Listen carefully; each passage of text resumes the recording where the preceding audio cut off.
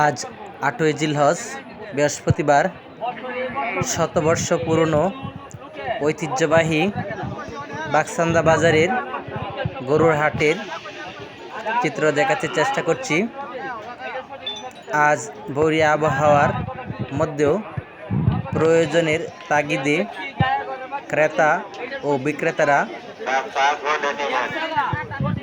গরু ক্রয় বিক্রয়ের জন্য দরদাম করছে। বৃষ্টির কারণে মাঠের অবস্থা কর্দমাক্ত, আপনারা দেখতেই পাচ্ছেন মাঠের অবস্থা কর্দমাক্ত। মাঠে প্রচুর লোকের সমাগম হয়েছে, বলতে গেলে উপচে পড়া ভিড়। হাটে পর্যাপ্ত গরুর সরবরাহ দেখা যাচ্ছে।